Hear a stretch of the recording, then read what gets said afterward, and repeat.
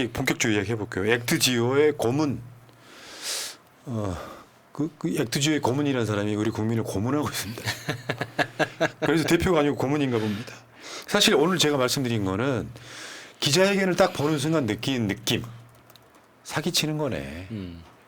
그러니까 이게 과학적 근거가 있어야 되잖아요. 나는 뭘 보여줄 줄 알았냐면 자료를 분석한 결과 그 자료가 석유가 나올 가능성이 그것도 매우 막대한 양의 자료가 나올 가능성의 근거를 보여줘야 되는 거예요. 근거 하나도 없었어요. 그냥 뇌피셜입니다. 사실 이게 그러니까 윤석열이가 기자회견하고 이틀 만에 얘가 한국에 들어왔잖아. 그러면 공항에서 기자회견하는 게 맞아요. 네. 이틀 후에 했잖아요. 그래서 저는 저 액트지오의 저 아저씨 있잖아요. 아저씨의 그 외형적인 모습을 보고 공항에서 등장하는 순간 아 사기꾼이네라고 딱 직감을 했습니다. 아유 왜? 어디서 그게 드러났느냐? 와이셔츠 킷. 와이셔츠 깃이 이 전형적으로 이렇게 휴양지 다니는 사람들의 그 와이셔츠 있잖아요.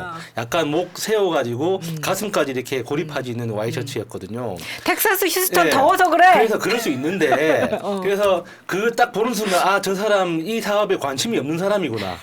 그냥 돈만 따먹으러 왔구나라는 딱 직감이 왔고 이틀 후에 정식 기자회견을 하는데 석유공사에서 코디네이터를 열심히 했나 봐요.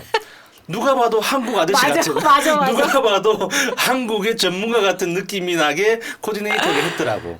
그래서 저 이게 석유공사도 다 알고 있구나 그런 느낌을 받았습니다. 그러니까 야가 들어올 때 동해석유 컨설팅 미국 액트지오 경제적 가치 밝힐 수 없다.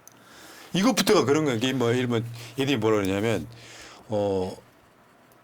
무슨 외교에 있어가지고 기밀이라고 하잖아 보안상. 저거 뭐냐면 논리가 뭐냐면은 기밀 유지 계약을 했다. 밝히지 말라고 계약을 했다. 그리고 자원 뭐 안보 이런 차원에서 밝힐 수 없다 이야기하는 거는. 아니 그럼 140억 배럴을 밝히지 말았어야지. 그리고 이미 우리나라 산업자원부 장관이 삼성전자 시가총액의 5배. 라고 이미 5배라고 이미 우리나라 장관이 얘기했어요. 네가 뭔데 우리 장관이 한 이야기를 밝힐 수 없다고 이제 와서 말이야. 그러니까 오늘 기자회견의 키는 탄화수소를 못 찾은 거다. 물론 뭐 탄화수소가 안 나와도 표가 매장돼 있을 수 있다고는 하는데 탄화수소를 두 글자로 줄이면 석유입니다. 그러니까 저거는 석유를 못 찾은 건 리스크다. 이 말이에요. 아까 얘가 말하는 논리는 석유가 대량 묻혀져 있으면 주변에 탄화수소가 있어서 탄화수소가 나오고 석유 주변에는 또 저 가스도 있고 그래서 이렇게 되는데 탄화수소가 있어야 되는데 그걸 못 찾은 건 리스크다라고 말하는 게 남의 이야기 같았다잖아요. 아니 그리고 시추가 유일한 방법이라는 건 그러니까 너무 코미디 아닙니까? 탄화수소를 못 찾아서 호주의 우드사이드가 철수했잖아요. 그 똑같은 보고서를 주워가지고 네가 있다며. 네가 있다고 이야기해가지고 우리나라 대통령이 미쳐 날때 가지고 우리나라 산유국이라고 이미 자랑을 해버렸는데 네 말 믿고 지금 와서 리스크라니. 그러니까 탄화수소가 어느 정도 매장돼 있느냐가 석유가 얼마나 매장돼 있냐를 사실상 결정한다고 해요. 근데 이 상황에서 탄화수소가 없어. 그래서 철수를 했어.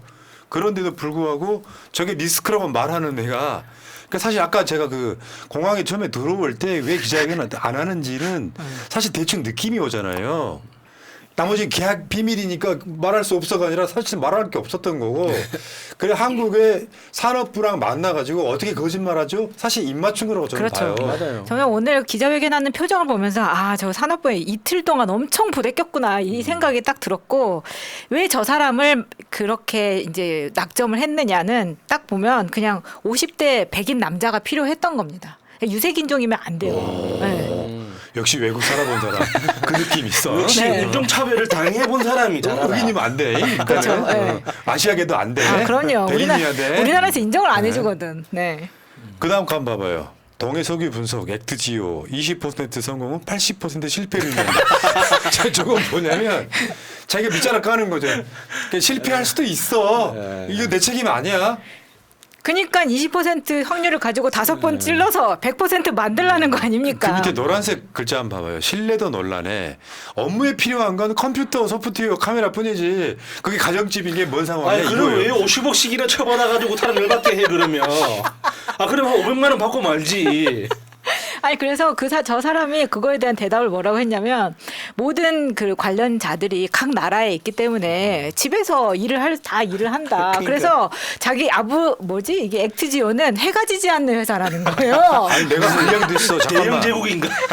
우리 방송을 모니터링하고 계시는 경찰 정보과 및 영상 여러분. 새날이요. 전 세계에 특파원이 200명이 넘습니다. 비밀입니다. 해가 지지 않는 새날이. 그럼 아 근데 그 말을 본인이 해가 지지 않는 회사입니다라고 말하면서 본인도 슬쩍 웃더라고요. 그러니까 저는 그렇게 일을 하는 스타일이 분명 혼자 일을 할 때는 괜찮지만 예를 들어서 우드사이드 같은 경우하고 비교를 해봤을 때 바로 옆에서 바로바로 컨택할 수 있는 동료가 옆에 있어서 회사가 굴러가는 거랑 뭐 지구 반대편에서 시간 지나야지 커뮤니케이션 할 수 아니, 있는 거랑 똑같습니까? 저는 저 사람의 진짜 실제 모습은 공항에 그 착륙했을 때 도착했을 때 그 모습이 진짜라고 봅니다. 만약에 진짜 이 사람이 국제 글로벌 비즈니스에 익숙한 사람이어가지고 뭐 엑선모빌에서 뭐 30년 일을 했다면서요. 그러면은 글로벌 기업들하고 얼마나 많이 일을 했겠습니까? 그러면 글로벌 비즈니스의 기본 에티켓은 포멀한 정장이에요. 알았어, 이게 알았어. 대한민국 정부의 초청을 받아서 왔는데 휴양지 놀러 가듯이 길 세워가지고 나오는 그런 비즈니스가 어디 아니, 있습니까? 풀어 세상에. 제낄 수도 있지. 근데 얘는 작년부터 돈을 받고 있던 거예요. 아, 그러니까 이 사람은 50억 꽂혔는데 뭐 한 번 가주지 막. 그래, 집도 계약했어. 대단한 거라고. 새로. 더 좋은 집으로 이사 가야 되니까 그 살던 집은 네. 이제 그러니까 자기 살던 데로 오다 보니까는 그 기세워서 오는 거예요. 자 그러면 근데 문제는요 우리만 그렇게 본 게 아니라 이 기자회견을 보고 난 사람들의 반응이 이렇게 나옵니다. 석유 테마주 10%대 급락.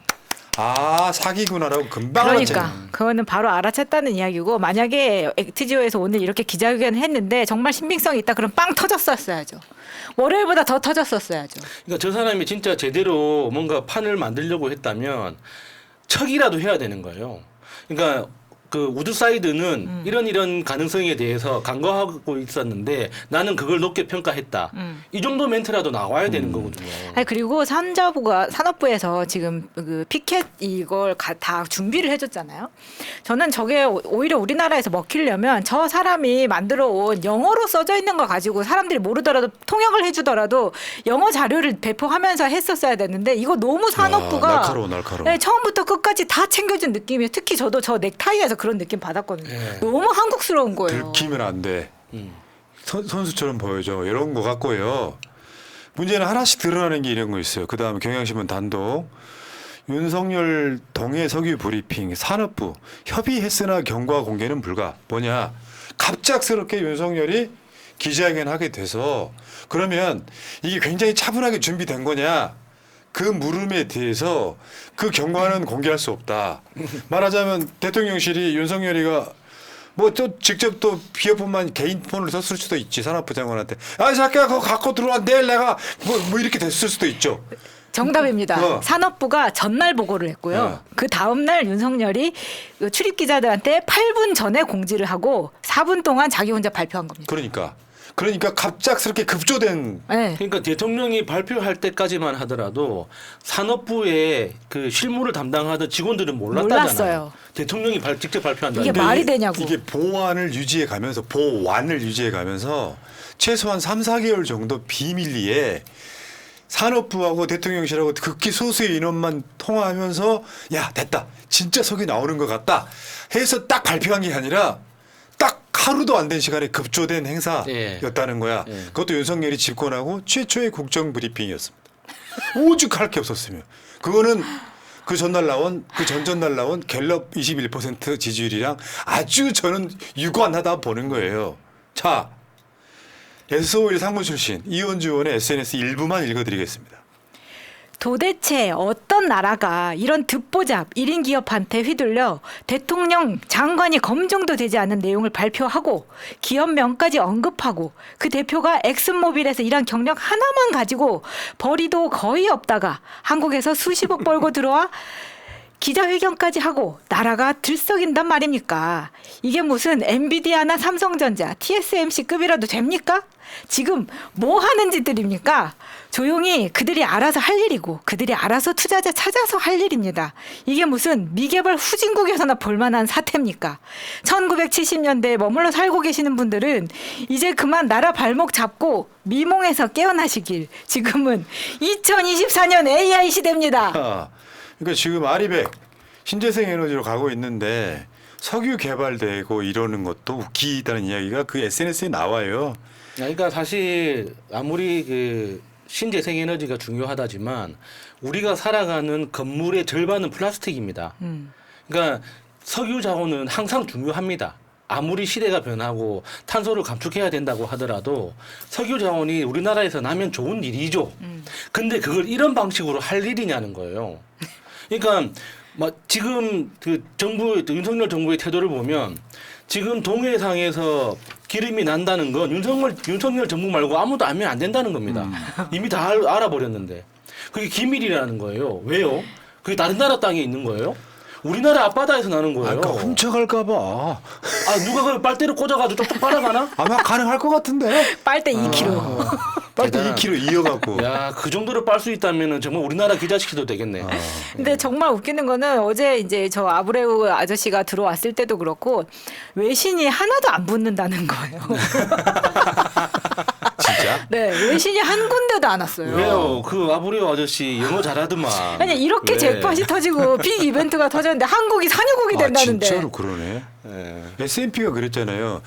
한국에서 석유가 나오기는 하는 것 같다. 다만 석유 수입국의 위치는 변하지 않을 것 같다. 그게 S&P 그 보고서의 그렇죠. 헤드라인이에요. 한 두 바가지 나와도 산유국이니까. 그러니까요. 그게 이현주 의원이 그 SNS에 자본 심식 상태에 석유공사 이야기하는데요. 이게 언제적 자료냐면요. 이명박이가 자원외교에서 말아먹은 데이터 이게 예. 약 10년 정도 전의 자료입니다. 그러니까 석유공사에 지금 문제, 그때 손실액만 9조가 넘어요. 그러니까 저거는 석유공사나 가스공사 입장에서는 약간 억울할 수 있습니다.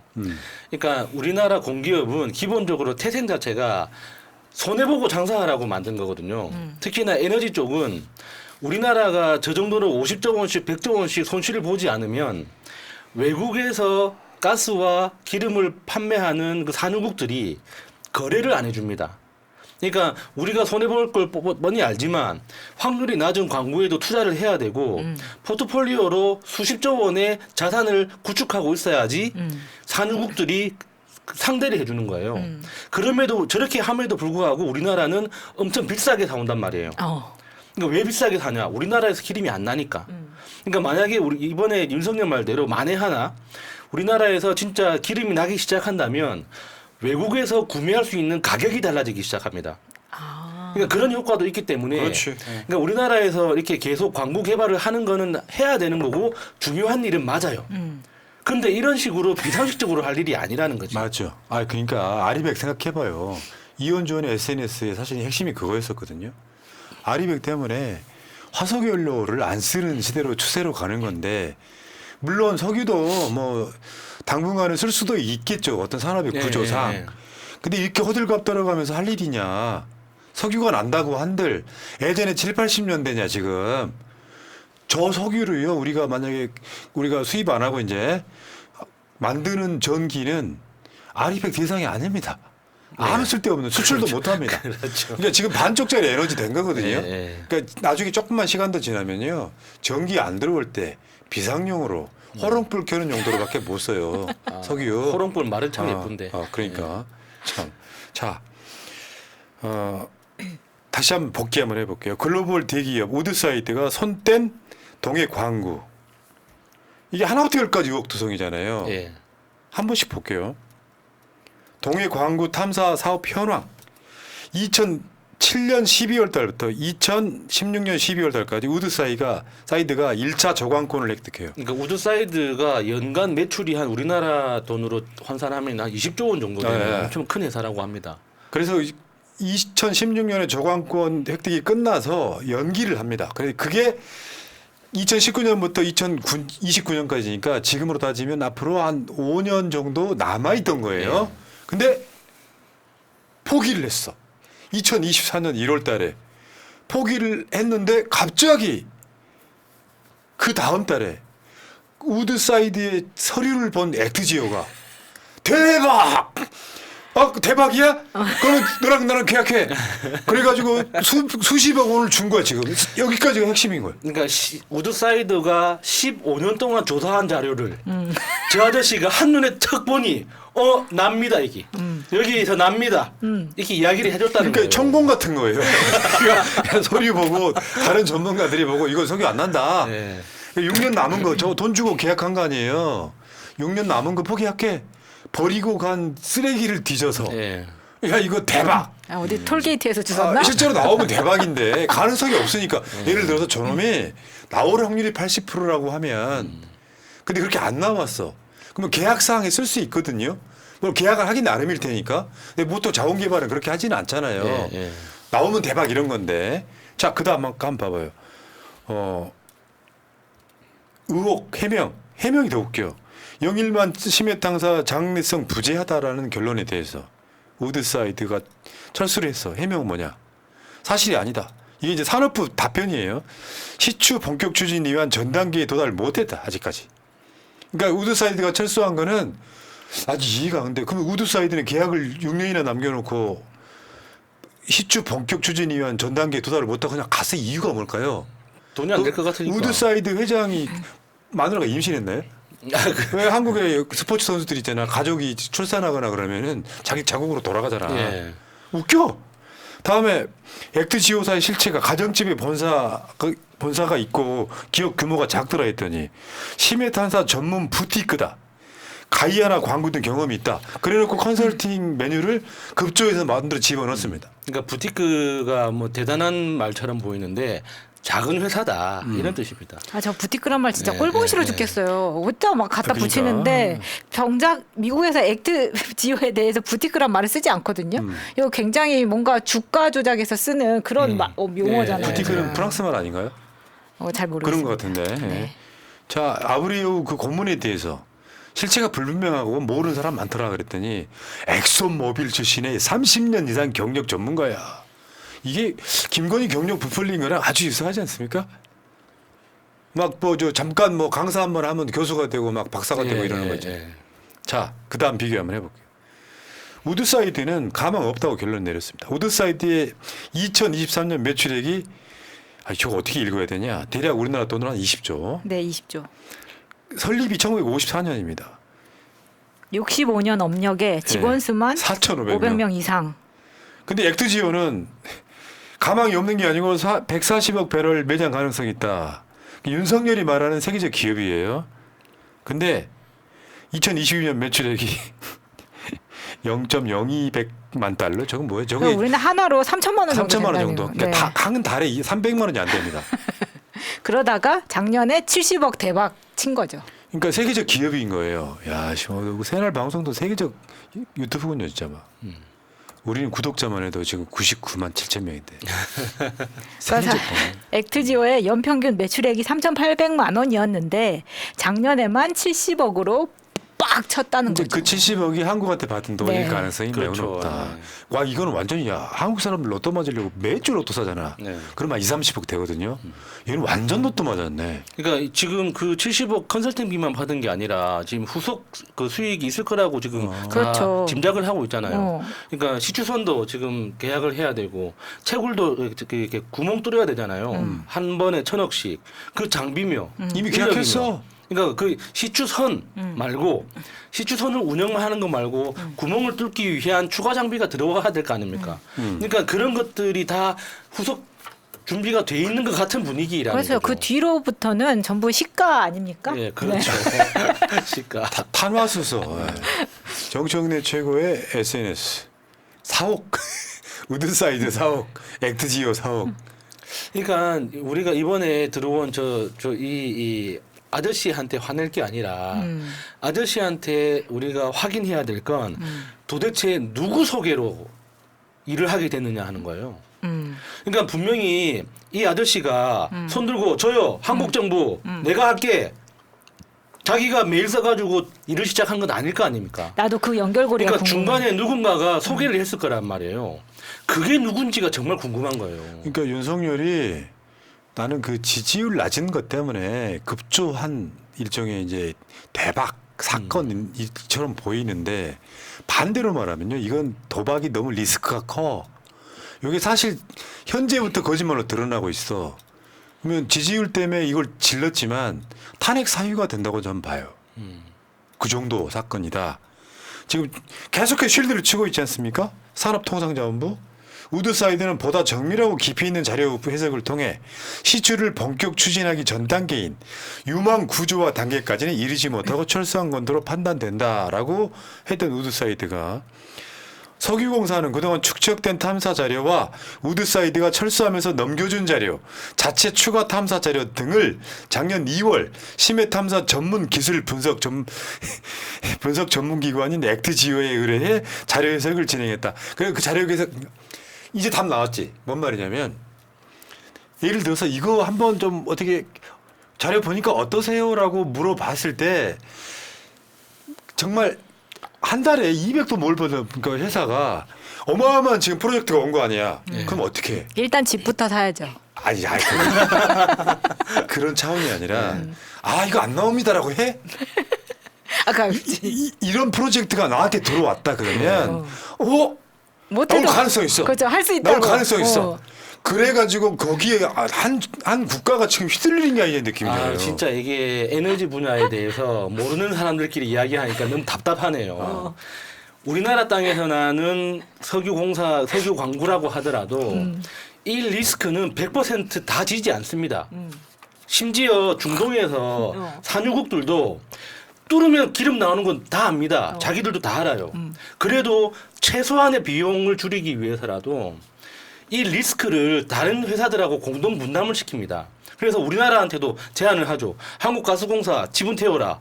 미국 지분 태워라. 해가지고 자기들이 한 55%, 60% 정도 지분을 가지고 다른 나라들한테 자금을 조달시켜서 그렇게 그 시추 작업을 진행하는 거예요. 우리나라 땅에서 나는 거라도 100% 내가 리스크를 다 부담을 안 한단 말이에요. 근데 지금 이건 뭡니까? 만약에 이게 정상적으로 진행되는 시추 작업이었다면 석유공사가 여기에서 그러니까 석유가 나올 가능성이 매우 큰 것으로 보인다. 만약에 진짜 그게 사실이라면 이 데이터를 가지고 저 영국의 BP 있잖아요. 브리티시 페트롤리엄에다가 먼저 의뢰를 하고 아람코에도 의뢰를 하고 미국 정유회사 몇 군데 의뢰를 해가지고 데이터 어떻게 보느냐 그런 의견이 올 거 아닙니까? 우리나라에도 전문적인 학회가 있단 말이에요. 지질 광물 학회가 있어요. 거기에다가 피드백 온 거 줘가지고 이거 너희들이 어떻게 생각하느냐? 그러면 이거는 우리 지분 가치를 어떻게 나눠야지 리스크가 가장 적게 되겠느냐? 그러면 그 데이터를 가지고 브리핑을 합니다. 전 세계 기업들한테. 우리나라 앞바다에서 이런 자료가 나왔는데 지금까지 검증을 해본 결과 이 정도 리스크가 있고 이 정도 가능성이 있습니다. 투자해라. 우리가 60% 정도 책임질게요. 이런 식으로 진행을 하는 거예요. 근데 왜 우리나라가 100% 몰빵해가지고 우리가 리스크를 다 지겠다고 이런 식으로 갑니까? 그러네.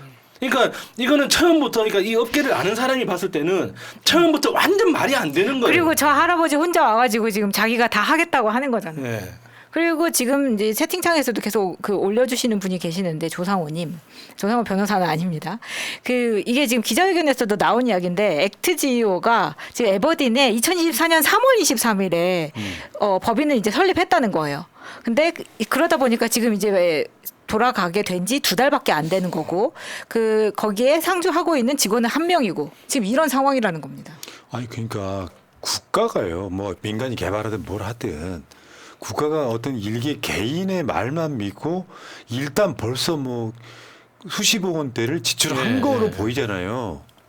그러면 난 이렇게 봐요. 윤석열 같이 부도덕한 정권은 정말 국민을 위해서 석유가 나오면 대박 이런 게 아니라 이명박의 반띵 정신. 국가 세금을 저 사람한테 뭔가 합리적인 이유를 들어서 주고 거기에 나오는 이득은 사실은 내가 챙기는 형태가 아닐까라고 의심해 볼 수밖에 없다.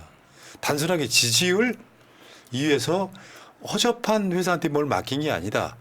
아니 있잖아요. 저걸 분석하는데 야 천공 같은 거잖아요. 우드사이드가 놓고 간 자료를 딱 보니까 야 이 새끼들 이거 석유 나오는 곳인데 근데 아까 말했잖아. 만약에 어떤 경로를 통해서 이 액트지오한테 이게 갔는지 모르지만 예. 보통 이런 상황에서 누가 컨설팅이 들어온다고 칩시다. 산업부 직원이 막 검색해 보니까 이걸 컨설팅 해주는 회사가 어쩌다 보니 걸렸어. 홈페이지 타고 들어가서 막 전화번호 알아내고 알았더니 이게 최소한 그지같이 살던 놈이 소위 말하면 이제 이쪽 전문 용어로 속칭 구찌라고 해. 커. 예. 근데 이게 최소한 지금 당장 내가 당장 내가 구찌. 받을 게만 해도 수십억이 들어오는 상황이야. 예.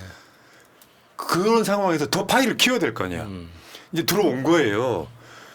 확률 이야기하면서 계속 이야기하는데 내가 봤을 때 산업부 쪽에서 아차했을 것 같은 게 이 상황을 이렇게 만들어 놓고 그냥 컨설팅 비로 얼마를 줘도 주고 끝나면 국민이 번 손해가 그냥 수십억에서 끝나잖아요. 지금은 대통령이 끼어들었기 때문에 이제는 무조건 고예요. 그렇죠. 예. 이게 미치겠다는 거지. 어떤 미친놈이 컨설팅 뭐 수십억 들이대면서 컨설팅 비만 수십억을 받는데 거절하겠냐고. 그래 나는 엑슨모빌에서 근무한 사람이야. 거의 천공급 아니야 지금 상황이. 야 이건 내가 보기에 탄핵으로 가는 이제 열차 특급 열차 타버린 거네. 특급 열차 탄 것 같아요. 거기다가 숟가락 얹은 그 직접적인 산업부나 석유공사를 우리가 비판하는 게 아니라 윤석열 때문에 이제 개판 나는구나. 나중에 한번 보세요. 우리가 그 국정농단과 검찰 수사에서 못 밝혀낸 게 하나 있습니다. 그게 바로 이명박의 자원외교예요. 네. 그걸로 처벌하지를 못했잖아요. 도둑놈의 새끼들 아주. 아무튼 재밌네요. 진짜 골 때리는 정부가 돼버렸구만. 우리 그러니까 선수가 아니라 느낌 빡 오잖아. 아 이렇게 됐구나. 이제 이해했다. 왜 이 사람은 공항에 들어오면서 기자회견 하지 않았을까? 목장이 적합하지 이유를 맞아야 않았거든. 되거든요. 산업부 직원이 이 사람하고 영어도 잘 안 되는 직원이 얼마나 통화를 많이 했을까? 통화 기록 보면 다 나옵니다. 어처구니 없네 진짜. 아이씨. 지켜보세요. 윤석열 임기 끝날 때쯤에 결과가 나온다고 하니까 그때까지는 석유 지지율로 버틸까요? 나 아니라고 봐요. 석유는 아무 영향이 없을 겁니다. 또 다른 거 네, 가지고 네. 나오겠죠. 여기까지.